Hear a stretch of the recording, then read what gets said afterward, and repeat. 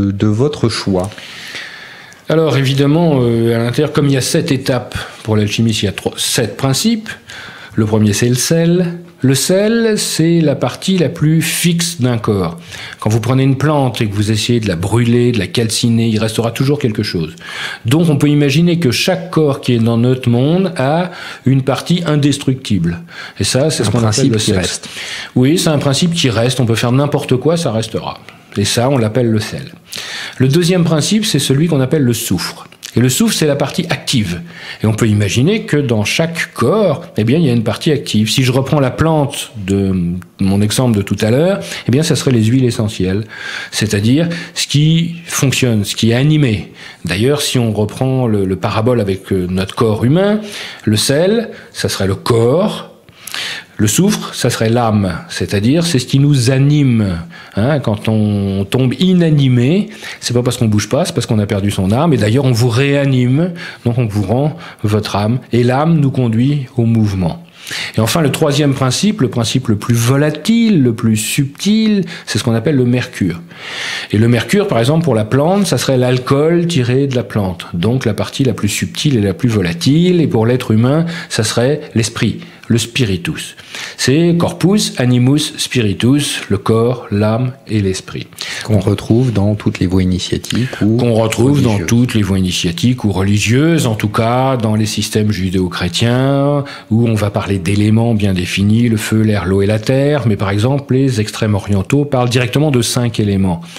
Alors il y a une raison à ça, c'est que nous sommes issus d'un système de péché, et donc on cache des choses, et puis il y a les gentils qui ont des têtes de gentils, puis il y a les méchants qui ont des têtes de méchants. Bon, on a 2000 ans de culpabilité sur le dos, c'est un peu difficile d'en sortir, alors que les extrêmes orientaux se foutent absolument de tout ça. C'est-à-dire qu'ils peuvent révéler les secrets, puisque de toute façon, ils seront pas punis, puisqu'il n'y a pas de jugement. Et c'est très agréable de vivre dans une société où il n'y a pas de jugement. D'ailleurs, quand on parle avec un Chinois ou avec un Japonais, on va dire, mais alors, tu parles toujours par parabole, tu dis jamais ni oui ni non, tu sais pas ce que tu veux. Il dit non, parce que c'est pas si simple, tout n'est pas blanc, nous croyons, nous, occidentaux, que tout est blanc et tout est noir, mais c'est pas vrai. Ça dépend des circonstances. On a tous été, chacun d'entre nous, le meilleur et le pire pour quelqu'un. Donc on peut pas s'étiqueter gentil, on peut pas s'étiqueter méchant, ça dépend des circonstances, et ça, les extrêmes orientaux l'ont bien compris. Et donc quels sont ces 5 principes pour les extrêmes orientaux? On a des principes qui sont des principes de direction, on a des principes d'éléments, on a comme le fer, on a comme le bois, que nous on n'utilise pas. Et on a, par exemple, entre parenthèses, le dernier principe qu'on voit chez les extrêmes orientaux, qui est la verticalité, qui est la couleur jaune, qui est la couleur de l'empire du milieu et de l'empire céleste. Il faut bien entendre ce qu'on veut dire. Eh bien nous, occidentaux, on n'en parle qu'au dernier moment. On parle des 4 éléments, le feu, l'air, l'eau et la terre, et un jour peut-être, pour ceux qui savent, de la quintessence. La 5e essence, celle qui est cachée au-dessus des autres, l'éther, l'éternité, donc le plus loin possible. Donc à travers ça, évidemment, maintenant qu'on a les 3 principes, le sel, le soufre, le mercure, on a 2 natures, l'homme et la femme, la lune et le soleil, le roi et la reine. Et puis en finalité... Alors c'est quoi ces 2 principes? Ce principe masculin, féminin, actif, passif, ça correspond à quoi? C'est des principes que nous avons dans notre univers. Il se trouve que dans notre univers aujourd'hui, et ici et maintenant, ça ne veut pas dire que c'est vrai partout et que ça a toujours été vrai, eh bien notre univers est composé de 3 forces. Il y a une énergie qui va dans un sens, il y a une énergie qui va dans l'autre sens, et quand on associe les deux, eh bien on a la neutralité. C'est une donnée sidérale auquel on s'est habitué, auquel on s'est adapté. On parle d'énergie positive, d'énergie négative, mais il faut s'entendre sur le terme. Parce que quand on dit l'énergie féminine est négative et l'énergie masculine est positive, c'est parce qu'on est dans une société patriarcale. Mais en réalité, négatif, ça veut dire de l'extérieur vers l'intérieur, et positif, ça veut dire de l'intérieur vers l'extérieur. Donc on voit que la femme, c'est de l'extérieur vers l'intérieur, c'est pour ça que la femme est messager des dieux, puisque c'est elle qui reçoit la lumière, alors que l'homme, c'est de l'intérieur vers l'extérieur, et c'est pour ça qu'il agit. En gros, on peut dire que la femme va chercher ce feu, elle le donne à l'homme, et l'homme en fait quelque chose dans la matière. Et à tel point, c'est que quand on élève un enfant, je dis bien élevé, pas éduqué, Quand on élève un enfant, la femme doit faire l'intérieur de l'enfant, c'est-à-dire toute son intériorité, sa spiritualité, son rapport avec ce qu'il a de plus intime. Alors que l'homme, il prend l'enfant puis il l'amène dans le monde. Il lui fait voir l'extérieur. Alors quand je dis homme et femme, on doit entendre énergie masculine et énergie féminine.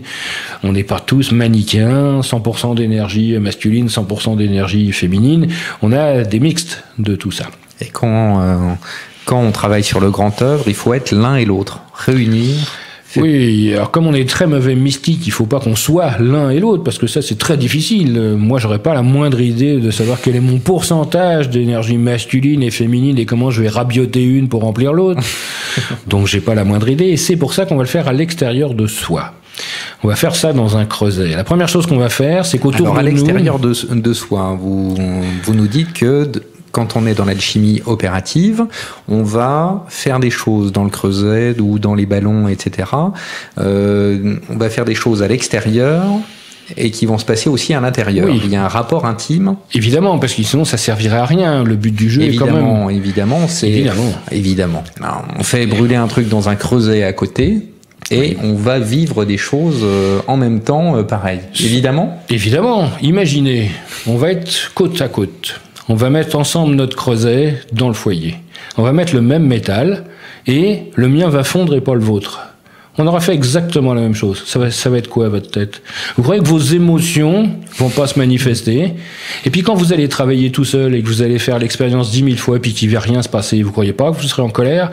Vous croyez pas qu'à un moment vous allez envoyer voler le creuset, jeter les pinces, fermer le laboratoire, plus jamais y revenir, dire tout ça c'est des conneries, ça m'intéresse pas? Donc évidemment qu'en travaillant sur quelque chose à l'extérieur, ça va modifier mon intérieur.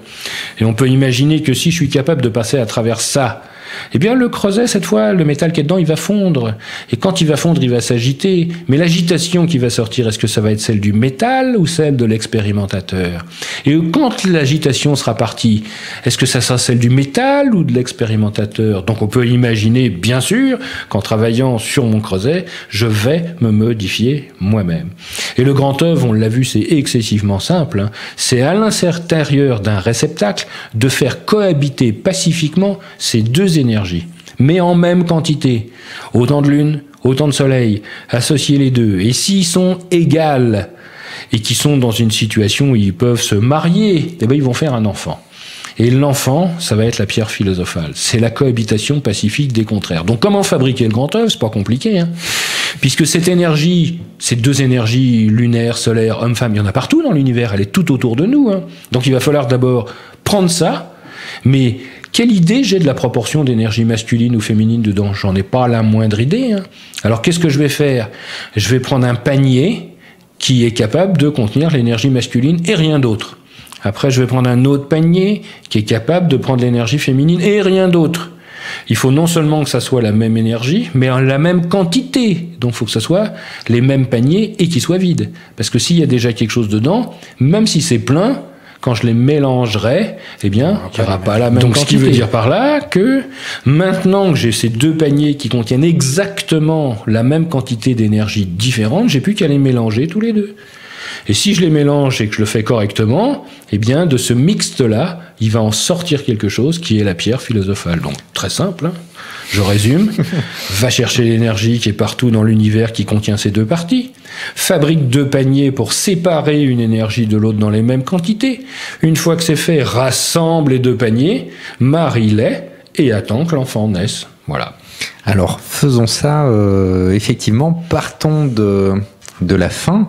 Est-ce que vous pouvez nous lire le poème sur l'enfant et nous décrire en parallèle la gravure? Parce que ce qu'il y a dans l'heptalion, vous nous direz pourquoi ça s'appelle l'heptalion. Oui, je peux vous le dire tout de suite. Hepta, c'est 7, donc évidemment, on a déjà une idée assez précise. Puis lion, on l'entend comme on veut. C'est un mot très important en alchimie. Est-ce que c'est un lion? Est-ce que c'est lié? Est-ce que le lion lie ou est-ce qu'il relie? Donc là, c'est pareil. Et relie. Voilà, comme il est marqué au mutus liber. Mais ça veut donc dire que ici, est-ce qu'on va relier? Est-ce qu'on va relier à nous? Est-ce qu'on va relier à l'extérieur? Est-ce qu'on va relier ensemble? Et par cette foi et par cet passage, qu'est-ce qu'on va lire? Est-ce que lit, relie? Je vous rappelle que religion, c'est religere, ça veut dire relier. Est-ce que c'est relier l'homme à l'homme ou l'homme à Dieu? Je ne sais pas. Alors j'espère que ces textes nous relieront et que nous relierons ces textes pour être reliés. Voilà pourquoi l'heptalion.